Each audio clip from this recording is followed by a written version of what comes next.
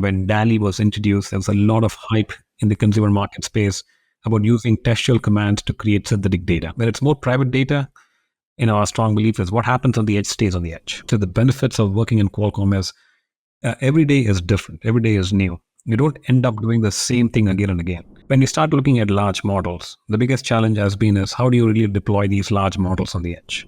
Welcome to the CAIO podcast, where we delve deep into the world of chief AI officers, exploring their journeys, insights, and challenges in steering AI initiatives within their organizations. I'm your host, Sanjay Puri, and today we are honored to have Dr. Vinesh Sukumar with us. Vinesh is the Senior Director, Head of AI ML Product Management for Qualcomm. Join us as we uncover the secrets to his success, the obstacles he has faced, and the wisdom he has gained along the way. Welcome, Vinesh, to the CAIO podcast. Thanks, Sanjay, for having me, and thank you for the kind words as well. Vinesh, this podcast, as I told you before, is about inspiring, attracting, and sharing your knowledge, your experiences. So to begin with, can you tell our global listeners about your journey to this point where you have come to at Qualcomm? Yeah, fair enough. So my journey into engineering started a very long time ago. I would say in the summers of my grandparents' house, where I always end up, unhooking old refrigerators or mixers and then trying to put them apart. At times it usually turns bad. And in one instance, it ended up starting a fire. So, my grandparents at that point of time wanted me to push me out of the house so that the house is at least safe because it was the only one property they had. So that's how I think, for good or bad reason, my journey into engineering started, because it's all about a curious mind, try to understand how the mechanics work and then try to put them together. I think with time, as got a little more interesting into math and science, I started taking a lot more classes during my earlier graduation days into engineering, and where things kind of blossomed from that time onwards. I would say, once I completed my master's and doctorate degree, I was more into research. And in those days, I was mostly focusing on, I would say, give or take computer vision, which was mostly revolving around analytics and, on regions of interest and trying to classify things and segmentize things. And my first, give or take, a research or a professional job was looking at big charts coming from our research labs, and then classifying different objects using a magnifying glass. There was no programming interface kind of things. So at that point of time, it was easy. It was okay, not the best use of time, I would say, in many instances, but it at least did a lot of human in the loop and classifying objects. Now, as the projects grew, it became more time consuming. Humans became the bottleneck on actually solving problems. So this is where there was a lot of request on, hey, can I automate this stuff? And slowly we started getting into elements of how can I use programming like C or C++ or assembly language to automate these things. And that's how I think, the concept of AI kind of came into me, give or take, about 15 plus years ago. And over the period of years, worked on memory, on image camera modules, was part of launching the Apple's first iPhone Generation 1, then went on to work in Lenovo, being in China ecosystem, trying to understand how the market works, had an opportunity to work at Intel across many platforms. And then at Qualcomm, I had the absolute, I would say, privilege to think blue sky, and working with some fantastic engineering colleagues and research scientists, translate that vision into reality and what the future can look like. At some point of time, if I can create something like a Star Trek, I love it, because one of my favorite movies is all time is Star Trek. Wow. So as they say, engage.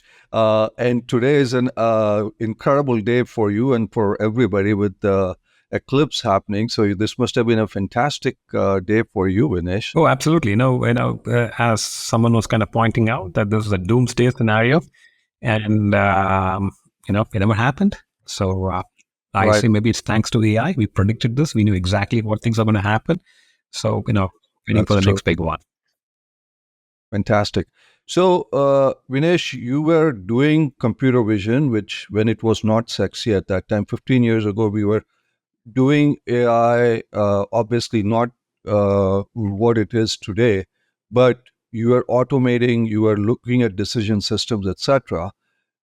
For our audience that's looking to follow in your footsteps, can you talk about your roles, responsibilities today at Qualcomm in this current scenario? Yeah, absolutely. So, in my current role at Qualcomm, as I mentioned before, I have the absolute privilege of looking at big ideas and working with some colleagues of mine translate the ideas into commercial deployment. These commercial deployment could be vision-based applications, could be textual-based applications, or any modality of choice. But the expectation is, how can you improve the user experience? Could be a productivity-based use case, could be a content creation-based use case, could be a content consumption-based use case, and this is spread across multiple domains, or I should say form factors, like handset as an example, which is very consumer-oriented, or PC as a Right. form factor, which is very enterprise-oriented, or even automotive, wherein there's a it's a combination of consumer and enterprise, and you look at different things.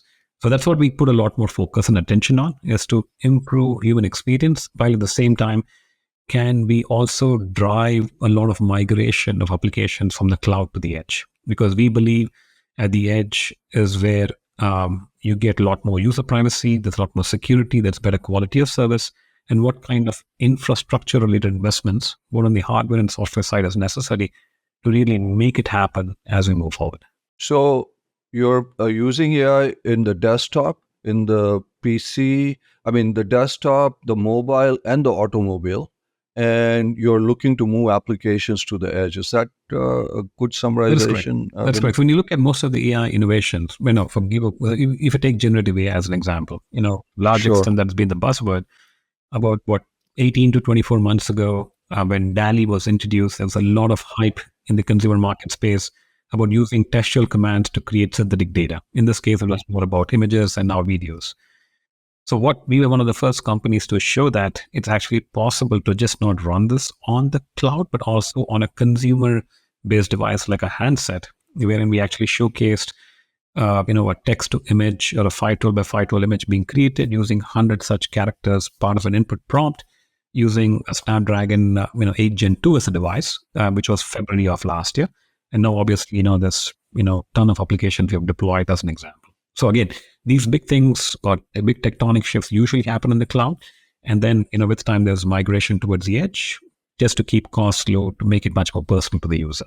So, as a follow on question, and this is something I'm fascinated about, Vinesh, they say Apple is trying to bring AI down to the handset because security is a big issue. They don't want things to be in the cloud. Now you've seen these personal devices like Pi and others that are coming out. Is Qualcomm going to play a big role in where the transition is happening from the cloud to my personal device? This is again for our users to know. Yeah, I think Qualcomm, as we had always stated, even during earnings call, is we want to provide user experiences which are much more meaningful, much more related to the user.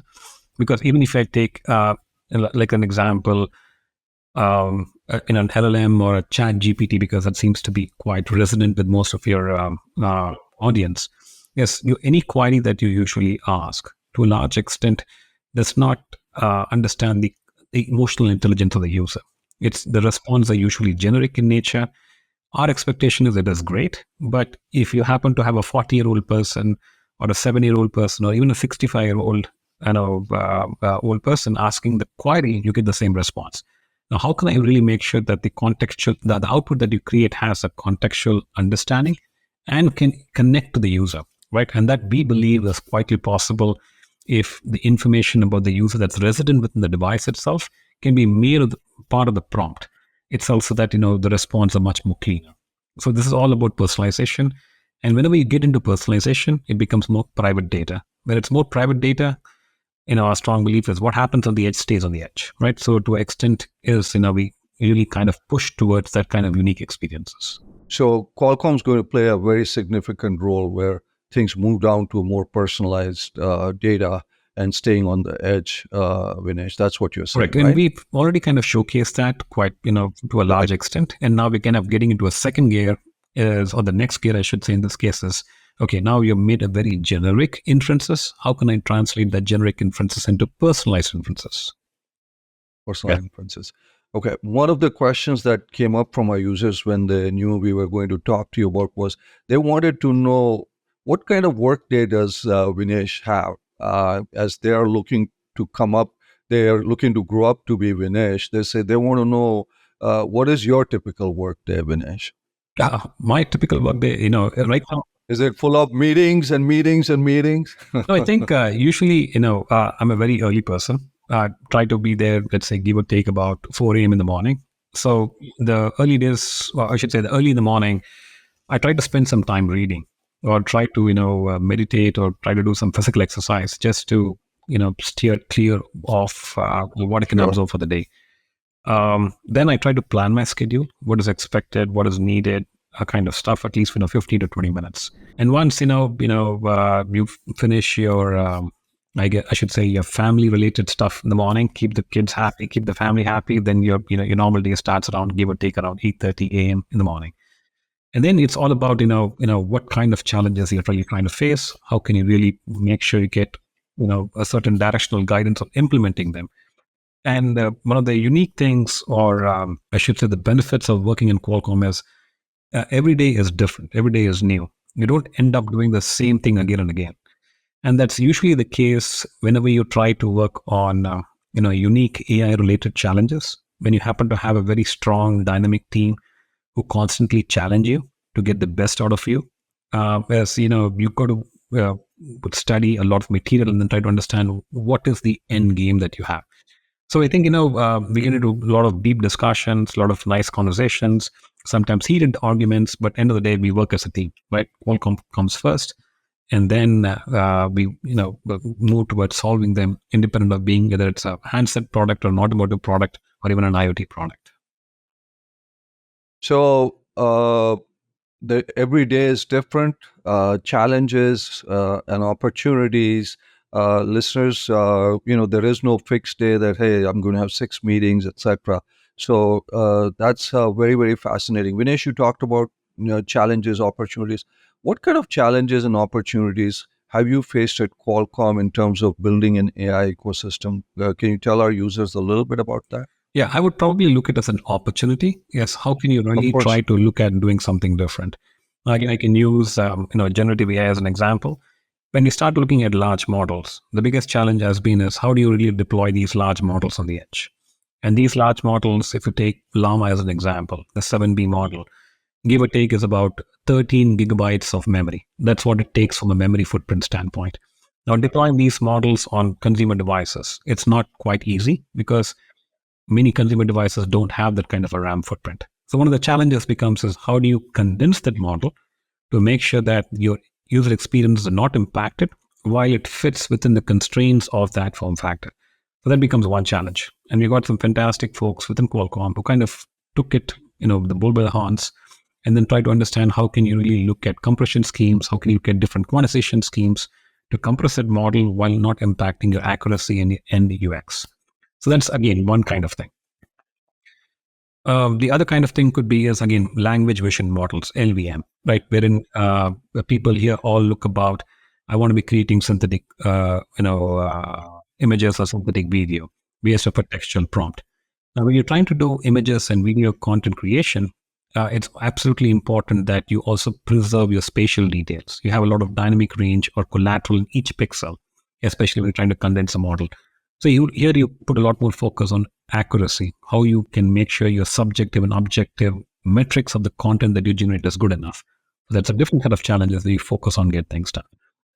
Then there could be something else. As these days, when you look at deploying large models, especially for B2B or a B2C kind of engagement, you have a lot of governmental policies that have kind of come in, a lot of regulations that have come in to make sure that it follows a certain prescribed standards that different government bodies are kind of putting in Asia or Europe or in North America as well. So you have a sort of different set of people looking at that as well. So again, as you start putting even these generative AI into production, you end up with a lot of new things. The question really becomes is, have you understood the problem statement? What does it take to solve it? Go to the next level, have the right framework, right mentality, work as a cross-functional team, and then execute towards it. So basically, you're trying to bring form factor, taking these large language models onto smaller devices, in some cases, spatial data. The other cases, it's the governance, compliance, regulation issues. So, same day, you could be dealing with so many different issues from a technology, form factor, etc. Couple of questions to follow up. You made some very interesting points, and this is more from some of our users. What are your thoughts about open source? Because there's a divide in the industry: open source, closed source. You talked about Llama 2, etc. There's Mistral, and obviously now X has come up with open source. Then there are obviously the OpenAI and others. What is your view on open source versus closed source? I think it's a great question. This is one of the strongest debates in the industry these days. Is what are the benefits between open source and closed source? Now, obviously, a lot of folks believe in open source to a large extent because you can breed innovation. You can really ask your developer ecosystem and your ecosystem partners to use it as a foundation point and do a lot of things. And I think the concept in the Gen AI space became a lot more prevalent when Llama got introduced, as an example. Right from then on, you had plenty of variations of Llama that kind of became a lot more prevalent in the ecosystem, and a lot more applications that was actually developed using Llama as an anchor point. Right now, on the other hand, you have closed models. Now, there's a strong reason why people want to keep it closed models is because there's a lot of research, a lot of investment that goes into creating these models. The bias functions, the weights make a big difference in terms of prediction. They don't want to share it out, probably because it's a lot of collateral invested in it. So I think there's pros and cons, but at the end of the day, when you keep it closed source to a large extent, you're making it very purpose specific. You're making it very custom built to launch it. But when you happen to have foundational models which are open source, you can use it as an anchor point. These foundational models can be transitioned into domain-specific models. From domain-specific models, you can transition that to task-specific functions, all as a function of fine-tuning, right? So, open source provides you that opportunity, I would say, much more easily, less friction, at least from a developer standpoint. But again, this is from a model standpoint. You also need access to the data sets. So data set is a completely different beast, right? Because, they are, again, open source data set, closed source data sets. People don't always share which data sets they're kind of exposing to. Again, because, again, there's a lot of self IP built on top of it. So I think a combination of open source models along with open source data sets adds a lot of value. And I think it breeds innovation. But again, you have to look at from a context standpoint, which use case, who is the end customer, which vertical you're kind of going towards, and then kind of, approach it from that standpoint. So it really depends on, as you said, what context it is in. Vinesh, for our users who are looking at Qualcomm as a place to be at or to come to, can you talk about some AI innovations that have impacted people? Talk about some where there have been some clear applications by Qualcomm that are visible, or just some innovations that you can talk about for people who are listening to you who want to join Qualcomm or should join Qualcomm. How about that? Yeah, I think it's a great question. I think Qualcomm, from an AI perspective, has had a very strong market presence. And I think, some of the most popular consumer-based applications, even if you take consumer products, you could say Qualcomm's footprint pretty much, prevalent in that space. The most common could be is, your premium Samsung devices. The S23, S24 Ultra is all driven by Snapdragon chipsets. And some of the unique applications that we have launched could be in terms of language translation, language transcription, or creating a wallpaper based on generative AI is done with a strong collaboration working with an extraordinary Samsung team on Snapdragon chipsets. Something similar can also be said on AR or VR, the headset kind of category, wherein the Meta Quest 3 has kind of come out, in the XR domain, and Snapdragon has a very strong footprint, even in the in the XR space. Again, plenty of use cases around AI with the tracking as an example, which is quite complex, looking at several cameras, stitching the visual data that you get from multiple such cameras to be in a position to give you much more meaningful tracking information or identification information is possible on Snapdragon headsets. The same thing could be said, moving towards auto markets, especially, public announcements that have gone on the BMW or GM. Most of the most complex and luxury premium brand cars that have kind of come out is based on Snapdragon chipsets focusing on AI. So I think, Qualcomm is the place to be in because there's a very strong footprint, and you have the opportunity to work on various form factors.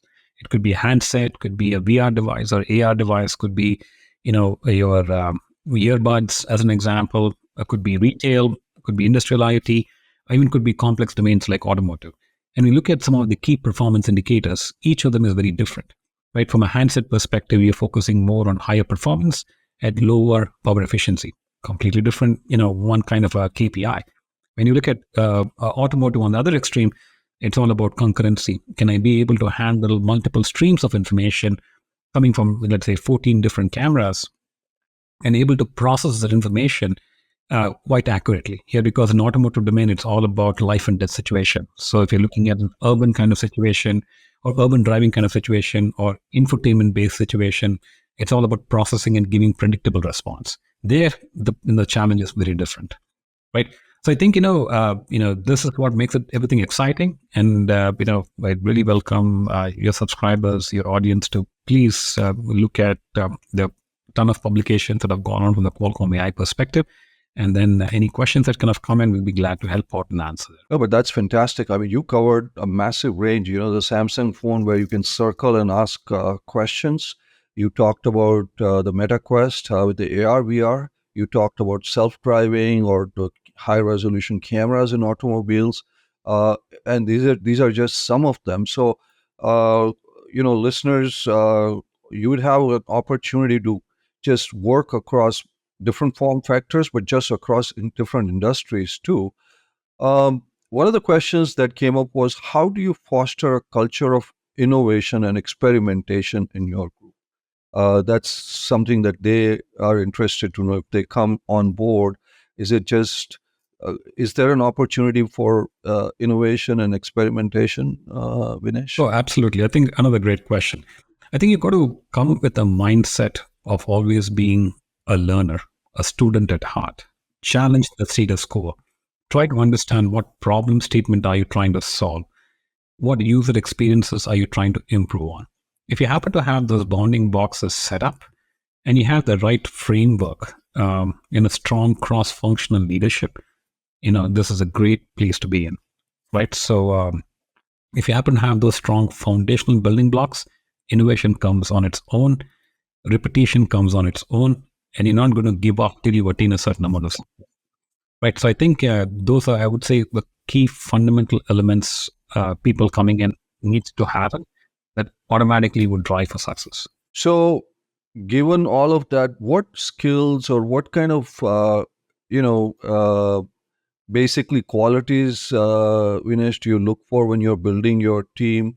And how do you ensure diversity and inclusion within your team? Because that's something that's obviously important for driving innovation, Vinesh. Oh, absolutely. I think a few things which are basic as I see it, right? Technical acumen is a given. As I expect people coming in have a certain amount of experience, have a certain amount of exposure, they understand the concepts and those kind of stuff, which is pretty normal. I think the most important thing as I see it is, are you a good cross-functional person? Are you able to work with people of different personalities, different characters? Be a good listener, right? Try to encourage having a healthy discussion. Try to always foster a dynamic tension in the group itself. When I mean by dynamic tension, it's not about fighting, but trying to always challenge a certain concept. Why do you believe that concept is going to win? Right? Think outside the box. Those kind of scenarios. And I always encourage people to make mistakes, right? So that you learn to fall, and then how you get up from your failure defines your character, right? So I usually look for people is what have you failed on things, and how you reacted to those kind of situations. And last but not the least, always have a thick skin and be a student at heart. Yes, try to encourage people. And it doesn't really matter which background you're coming from. It's not that I am a senior, you're a junior kind of stuff. Everybody's equal, right? The most important element is the idea is win. Work as a team. You never win as a single player, right? As long as you respect that, it's awesome. And inclusion, diversity is a key element to it, right? Because that's what I think. People have diverse backgrounds, come from different fields of interest. They actually think differently outside the box, right? And I think that's what we try to usually encourage. So at the end of the day, you could produce ideas that nobody even has thought of, right? So that's been always a motto. So basically, what you're saying is thinking out of the box, challenging a little bit of the status quo. You welcome diversity of thoughts. This is for people who are looking at that. How does Qualcomm approach the education and upskilling of the workforce to prepare them for an AI-driven future, Vinesh? I think internally we always encourage a lot of training. There's a lot of classes that employees are accustomed to. We also recommend a lot of reading. And what you're going to see here is people who join the group are self-motivated to a large extent. They always find a lot of articles out there. They find it, they circulate it within the groups. So people kind of also self-learn. And as I mentioned, internal training is always a strong point.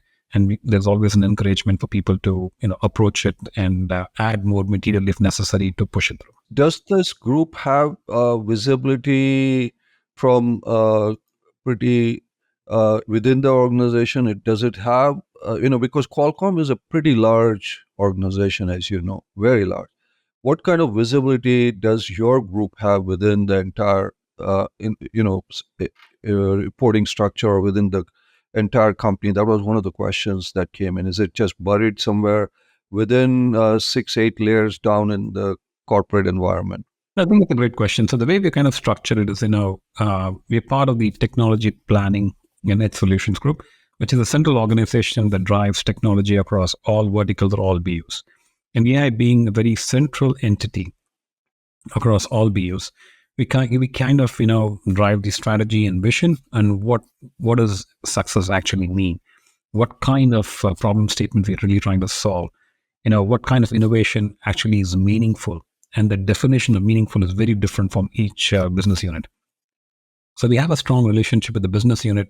We try to understand what the ecosystem really wants, and then we kind of put this is what I think would be necessary to really make a big impact to the end audience.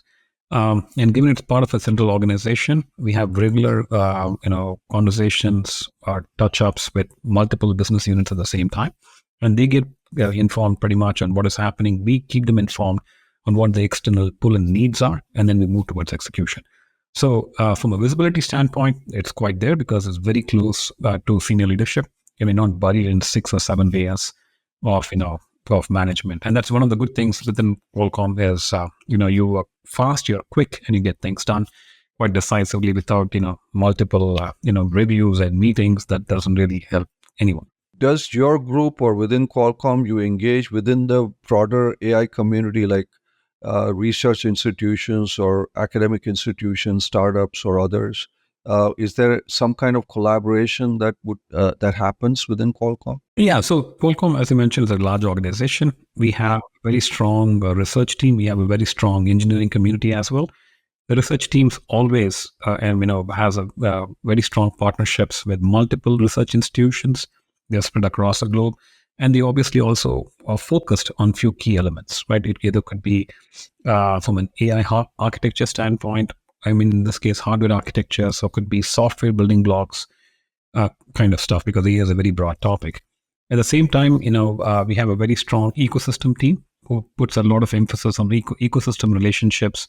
An ecosystem is just not an AI, right? You could have a camera ecosystem, you can have a graphics ecosystem, audio ecosystem, multiple ecosystem partners. And this ecosystem is, it's spread by business units. For example, there's a specific environment for handsets, which operate under the Android bucket. There's a specific ecosystem under the Windows bucket, which is more towards PC-based form factors. So we have teams who definitely deeply engage with them and then try to get them enabled in such a way that you can create meaningful user experiences. Now, if you try to do it, there's also a strong partnership team that also looks at startups. What are these startups going to look like? Is there opportunities where we can collaborate, work with them? And these startups operate in all kinds of spaces. Could be a service startup, a solution startup, a hardware startup, all kind of stuff. So yes, we have different specialized teams within Qualcomm who actually do this in a very strong and meaningful way. That's fantastic. Um, Vinesh, what are some of the key data and infrastructure investments that have been made to support your AI initiatives? I think, we start off, the most important thing is for my AI to be successful. Again, you could define success in many ways. But if I kind of up level the problem statement, the most important element is you have from an AI application cycle, you have a development cycle, you have a deployment cycle. The development cycle is all about getting a model constructed. You do this in the cloud and make sure you spend enough amount of resources to get the right model for the right data set. Now, once you put into deployment, your deployment could be is where Qualcomm puts a lot more energy on across various edge-based form factors like handsets all the way to automotive devices. And deployment, our expectation is the time to market when deploying these models can be as small as possible, that you could breed innovation quite meaningful and then quite rapidly. So the most important emphasis is, how is your software stack? Is the software stack meaningful? Is it good enough for people to make a big sense? So we kind of presented Qualcomm AI Stack, give or take about 18 months ago, wherein it had the entire portfolio of tools, the necessary libraries, the necessary runtimes, the necessary operators, the compilers, everything that you can think of, which is quite important to satisfy and build a plethora of AI applications. Could be a visual application, a textual application, or even, let's say, an audio-based application. So again, for us to really focus on, we started off with the software, making sure the software is good enough. Now, in Mobile World Congress this year, we also launched Qualcomm AI Hub. The Qualcomm AI Hub is all about how can you make it much more easy for developers. So these developers could be a mom and pop developer, wherein they're looking at scalability. They want to really deploy a lot of applications in an Android marketplace. So we have provided them the platform to really make sure that this can be done on several generations of Snapdragon chipsets. So again, our focus of attention is on software, on tools, ease of use, and getting a lot more traction so that, we can start looking at meaningful deployment of these AI use cases, no matter what, who the audience is and what the form factor of interest is. So, if you're doing all of this across the board, how do you make sure, how do you ensure the responsible and ethical development of the AI technologies, Vinesh? It's a great question. So when you look at ethical or bias elimination, this is one of the key elements of governance. It's also important is when you look at the deployment cycle, you want to go understand how these models are developed in the first place, right? The question really becomes is your data set clean? That's something that we look at, or we kind of work with our partners to really understand how strong are those data sets. And once these models are developed, when you look at deployment, obviously you want to make sure as you also go through certain trials before it goes into a B2C or a B2B kind of engagement. Yes, have you eliminated bias? Now, these kind of questions are quite important, and there's a lot of research happening in the space, both within Qualcomm and outside Qualcomm as well. Yes, how do we really solve this? It becomes much more challenging for large models because, it's very difficult to really say what is correct or what is wrong, because some of them are subjective, something that's very brand new, and it's important that you constantly monitor it. That's why monitoring of performance is quite important. And once you monitor it, what kind of actions that needs to be taken as a function of that result, which puts a lot more emphasis on it. So I think definitely tabs put in place. Most important expectation is, are you able to continuously update that, improve it, and moving forward? And there's also, not to mention, governance policies that are kind of coming in to make sure that this is taken into consideration, that we strongly participate in. So, does Qualcomm have an AI ethics board or a committee or some kind of a structure like a lot of companies are starting to do, Vinesh, yet? So that one of the major areas of focus is obviously when you start deploying these models into commercial deployment. Now, most of these policies are kind of taken into consideration. So there are teams within Qualcomm that studies it, understands it, and then try to understand, I would say, give recommendations on how to improve on things. So I would say, from that perspective, there's a strong emphasis on that point. The other aspect is data, Vinesh. Data, obviously, as you know, is the lifeblood of AI. How are you navigating data security and privacy concerns because you're working with very vast amounts of data? I think it's a great question, as well as someone said, data is a new oil these days. And looking at data, again, could be manifested in different ways. And this is where I think, one of the questions always comes up is if there's open source data or closed source data. And data are not something that everybody shares, right? But when you have a model constructed, it's important to review the history of the model creation and what kind of reference data sets was used to create these models. So we obviously work with a lot of partners to really understand how the data was collected, is it labeled information or synthetic data? All these kind of questions really get answered when you try to do it. Now, once you get into deployment, because the model has already been constructed with the reference data set, you want to go into deployment and you want to go towards fine tuning or you want to go towards personalization. There, the question becomes is how much information about the user you can collect to be able to fine tune that level of information. Now, the information that is collected about the user, our strong positional statement for a long time has been what happens on the edge stays within the edge, which means you have a lot of security blankets put in place to make sure that you optimize or fine tune these models and the data becomes discarded so that inadvertently somebody does not have access to user private information.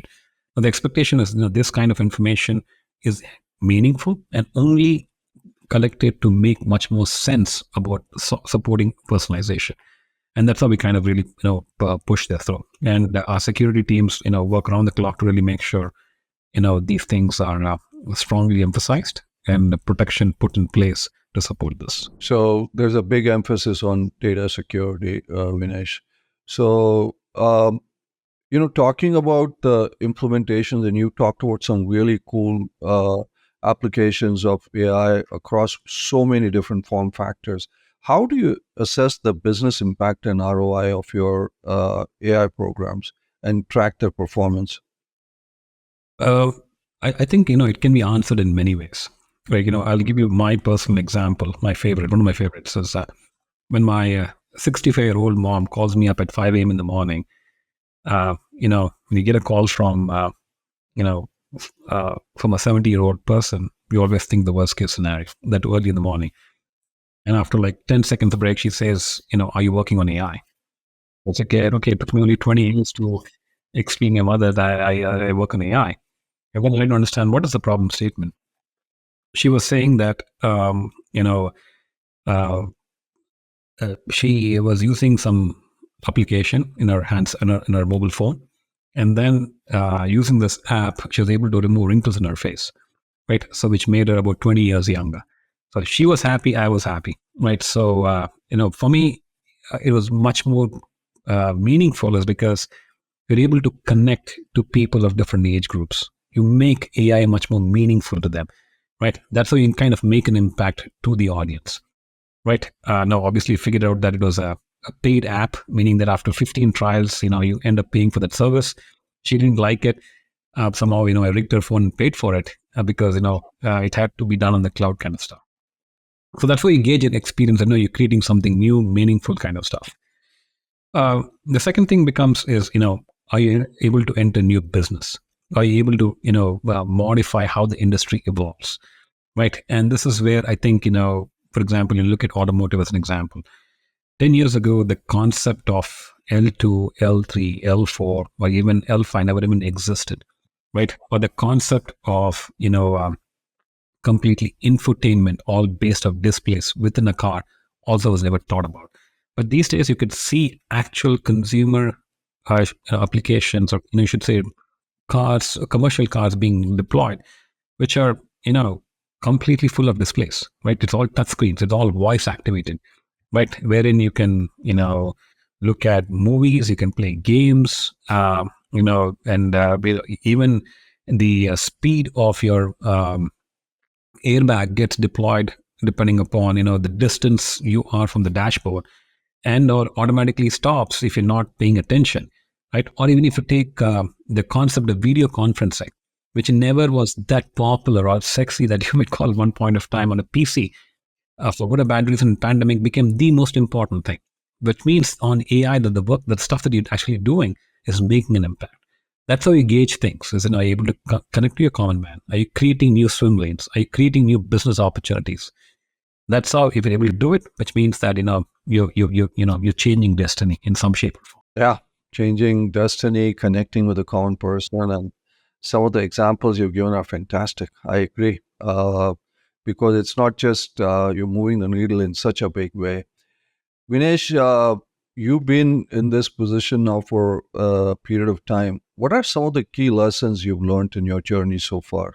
And what advice would you give to organizations that are looking to establish a chief AI officer role and build out their AI capabilities? I think one thing from my personal experience is always have a strong mentor, right? And your mentor could be uh, from sports, could be from academics, could be from a professional life. I would recommend usually having mentors from different facets of life. I watch a lot of sports, and I sometimes talk to coaches. They give me true lessons and how people actually made an impact in certain areas of sports. You can always use it as an example and how you can boost yourself using that as an anchor point. So that is probably one area, right? To have different mentors. The second thing is, especially if you're working in a field of AI, what you know today is going to be stale 6 months from now. So it's important that you always be humble and be a student at heart, right? Never say that you know everything. So learn, listen, read a lot. So I would always recommend spend at least 1 to 2 hours every single day, if possible, reading articles, reading a lot of invited talks, and there's plenty of such information available on the web, right? So always push yourself to learn more, right? So that way your skill level, your technical acumen grows with time. And last but not the least is always be a good listener, be a strong cross-functional player, um, and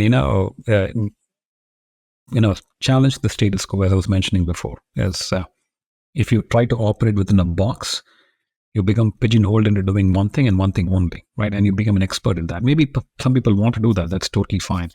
But if you want to think outside the box, you got to really understand what is that you're trying to accomplish, and then see if there's different ways to accomplish that.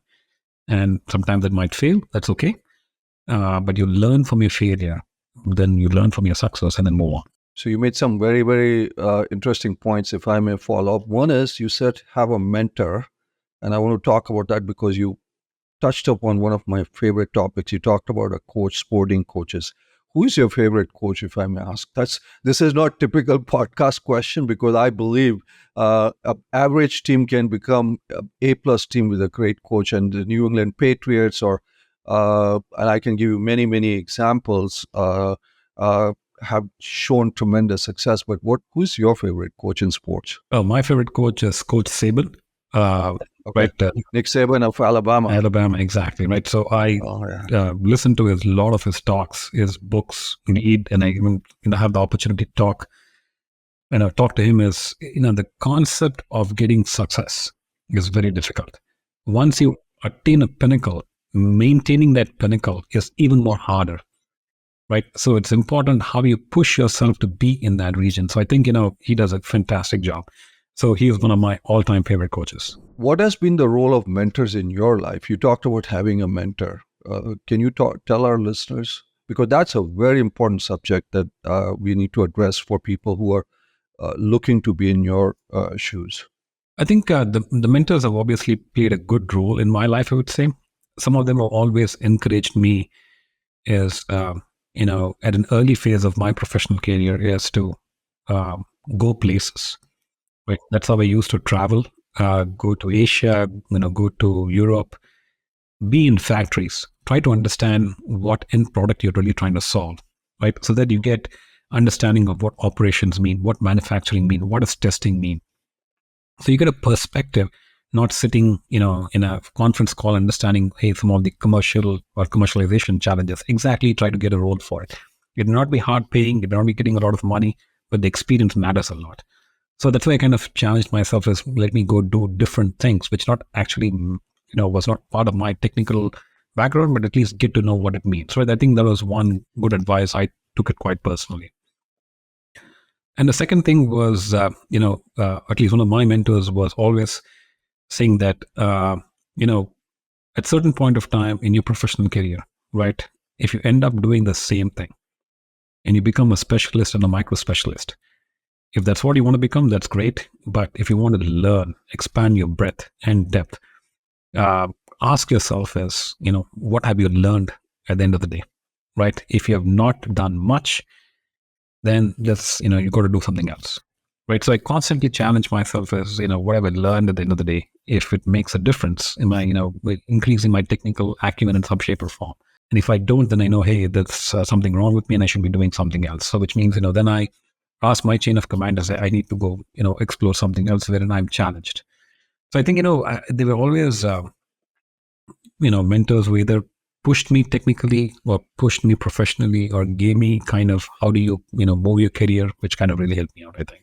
Putting yourself in sometimes uncomfortable situations, pushing yourselves a little bit beyond areas you're comfortable with.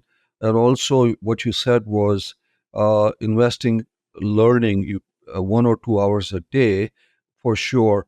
One of the questions that I asked that I want to come back to you, which you didn't answer, was we have CEOs of large companies listening in. They are trying to hire chief AI officers or leaders of AI. Should they be just looking at the person who is best in ML or data science, etc.? What kind of person would you suggest that would be good in this new environment? This is a new world, Vinesh. What would your suggestions be to the CEOs of large enterprises who are listening that are trying to hire someone? I think personally, it's a difficult question to answer. I think end of the day, it Okay. really matters on what they're trying to really accomplish as a function of Sure. this role, right? But if I had set up an independent company, again, this is purely speculative. Yes, I would look for a person who really understands top-down a system view, right? You start off with what is your problem statement, what is your goals, what is your measurement of success. Once you drive it, then you start looking at, is that person have enough amount of technical acumen to be able to drive the organization to think in those lines? Does he have the necessary decision matrix embedded within himself or herself? Is how much do you want to do inside? How much do you want to partner? Because you can't solve world hunger by doing everything yourself, right? It means you need to have a strong partnerships. What does it really mean? Where do you have to do it? Kind of stuff. And think last but not the least is what is your long-term vision, right? How is he able to look at strategic initiatives and tactical initiatives? You're always going to fall, right? So if you fall, how do you get up from it? How do you react to those situations, right? Those are important statements. And I think if people have a lot of diverse backgrounds who have been in this situation before, they have looked at very complex statements, I think that makes a big difference. Again, that's me speaking. If I had set up my own company, right? In addition to your Sure. your skill and talent, those kind of stuff. Well, those are very valuable. Somebody who, has a diverse background, can fall and get up, and has the ability to partner with many different stakeholders. I think that those are great advice. Vinesh, at the end, we generally ask a lightning round of questions where give us some brief answers in 2-3 sentences. What would be a great resource, book, newsletter, talk, podcast that you would recommend to someone who wants to follow in your footsteps? I think a good resource would be to look at Stanford or MIT data science or AI talks. They're quite popular in YouTube, where they talk about concepts, they talk about state of the art topics. So latch on to it. They have a lot of good references on papers, publications, or even other material that they might have, and you can go from there. What's the one piece of advice you wish you had gotten, Vinesh, when you were starting out in your AI career? Uh, this, uh, a manager told me a long time ago, is you're not doing the right thing if you don't piss someone off, right? So, right. So, what it meant that is, if you're angry and you stand by certain, ideas or vision, make sure you're heard. So I think in the world of AI, where there's a lot of possibilities of doing something new, and you challenge the status quo, if you happen to have data, go for it. Don't fall back because somebody said no. Again, make sure you do be polite about it, but always stand for it. Your thoughts on the potential long-term implications of AGI or artificial general intelligence and its impact on society, Vinesh? I think when you look at AI today, to a large extent, AI lacks common sense, right? It's very predictive in a way that it gives you yes or a no, or classifies or segmentizes certain things. With time, if you really Right. want to go towards the concept of AGI, then it's important that AI behaves like you. So that's why I think, the step of personalization, the purse of contextual understanding is very important. And I think as you move towards that state, which is, difficult but not impossible, I think, then you're truly in the world of next stage of innovation and creating knowledge graphs which mean a certain thing. So I think, it's an important aspect, but the most important starting point or stepping stone is to create or infuse common sense into AI. Infuse common sense into AI. Maybe that can be done by leaders like you, Vinesh. So, Vinesh, if you could have dinner with any AI luminary, living or dead, who would it be? There are quite a few for sure. Um, Yeah, pick one. I always respected Steve Jobs for a long time. Now, I would consider him as a luminary because yeah, AI luminary. Is he an AI luminary in your I view? think the concept of computer vision, how can you use visual patterns to improve on quality, started, from him. So I think, you think as a product, you think as a person. So that's what I would start off with, because at the end of the day, what you sell to a consumer makes a big difference. So I have an opportunity of definitely, pick his brains on, his management concepts, and or, technical concepts on how do you present yourself, for sure. Wonderful. Vinesh, final words of wisdom or recommendations you have for our global audience who are navigating their own journeys in AI leadership roles? I think, always explore, look for new challenges, try to look at areas where you can think outside the box. Never get into a role which makes you comfortable. Make yourself uncomfortable. I think that's the big mojo in this effort. Is the more you feel uncomfortable, end of the day, it's going to be much more meaningful. So go for it. Have confidence in yourself, no matter how difficult the pathway is. But the success is always going to be sweet. I can guarantee you that. Wow, that's a big guarantee. Make yourself uncomfortable and push yourself. I think that's a great insight. And that concludes our insightful conversation with Dr. Vinesh Sukumar, from unraveling his journey to sharing valuable insights on the challenges and opportunities in AI implementation. He's provided us a wealth of knowledge. And we're really thankful to you, Vinesh, for joining us today, and wish you continued success as you shape the future of AI in Qualcomm. Your leadership will definitely inspire to not just others to pursue careers in this dynamic and rapidly evolving field, but also some of the top talent, hopefully, to come in and join you as you're building this pathway at Qualcomm. So, thank you to our listeners for tuning into the CIO podcast, where we uncover the stories behind the leaders driving AI innovation forward. Stay tuned for more captivating conversations with chief AI officers from across many industries. Thank you, Vinesh. This has been fascinating. I've learned a lot. Thank you again for Thank taking you, the Sanjay, for time. the opportunity. Thank you once again.